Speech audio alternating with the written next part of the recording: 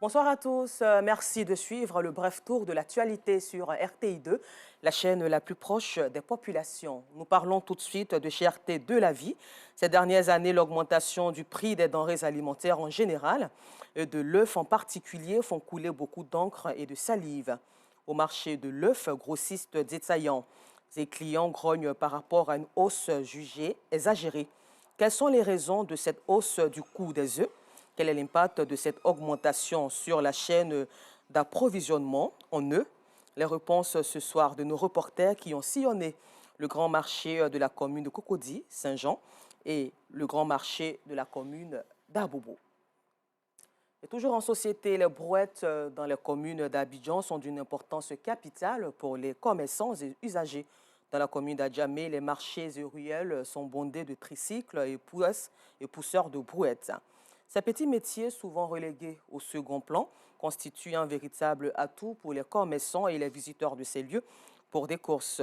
Pour les faiseurs de ces métiers, ce business est un moyen de se remplir les poches. Justin Kwasi et Marie-Paul Vey nous les montrerons ce soir. Un peu plus loin d'Abidjan, le district de police de Divo vient d'être doté d'un nouveau bâtiment composé de 6 bureaux et d'une salle de conférence. Ce bâtiment est un don de la jeunesse unie de Divo, une organisation qui œuvre pour le bien-être des jeunes de la ville de Divo. Et il faut souligner que le coût du don est évalué à 10 millions de francs CFA. Nosangaré Bitou Pekeli.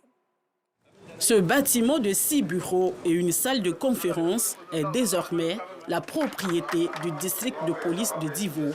Évalué à plus de 10 millions de francs CFA, ce bâtiment est un don de la jeunesse unie de Divo, Judive. Un don pour renforcer le dispositif sécuritaire de la commune, mais surtout permettre aux policiers de la dite commune d'exercer dans de meilleures conditions. Nous avons décidé d'offrir ce bâtiment en guise de reconnaissance en nous veillant protecteurs de l'ordre public, afin de les aider à travailler dans des conditions de travail plus aisées.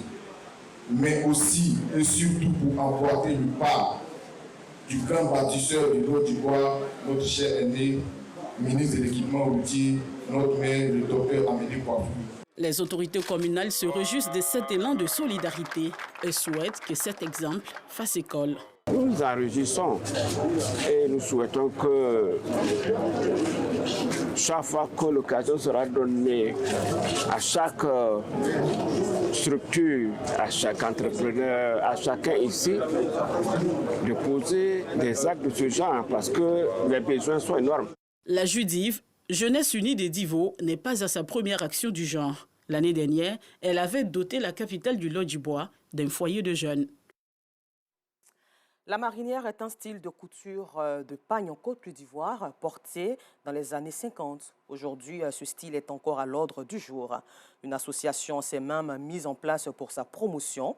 Ce samedi, elle a installé à Agboville la présidente de la session locale Agboville Rubino Azaguier. Cette présidente aura donc pour mission de poursuivre la mission du Bureau national à travers la sensibilisation de la femme à l'adoption d'un habillement décent et à conduire surtout les membres de la section locale à l'autonomisation.